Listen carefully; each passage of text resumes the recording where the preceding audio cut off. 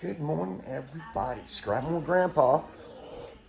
and my wife is in New Jersey, so I guess there's an old saying that when the wife's away, no. You have twice as much work to do today, is what that actually means. For until Thursday. So I have to go around and do all the things that my wife usually does, like turn off all the lights in the morning or turn on the lights at night, and check the birds and make sure everything in the house is looking good and proper. But the other thing that I get to do is this. Now that I got all that done, I seen somebody one time cook bacon like this. Like I do it now because I love it like this.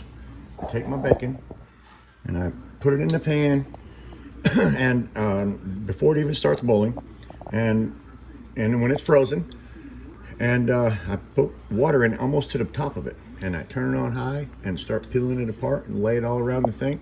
And once I get it laid around, I don't have to flip it. I'm not really having to do anything. I don't have to flip it or nothing. What I do is leave it like that. I let the water boil off, and as soon as the water boils off, I turn it down low, and I'll show you that. This is the same way I cook my bacon when my wife is here, so it really doesn't matter either way. Ever since I've been doing this, I just love doing it, and that's the way I do it from now on.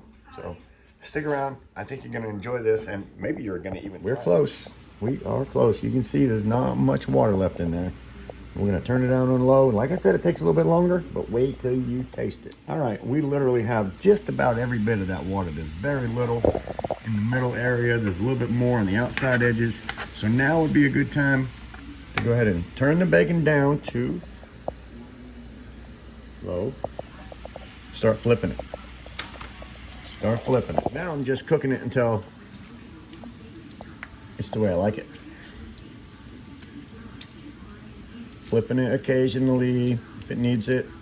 But remember, you're cooking it on low.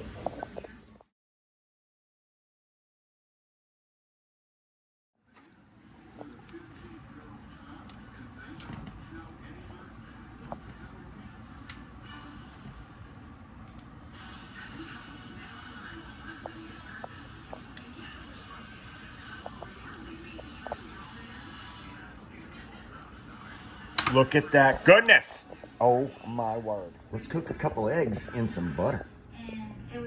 Goodness gracious. That's too good. Now that looks like a perfect breakfast to me. Enjoy.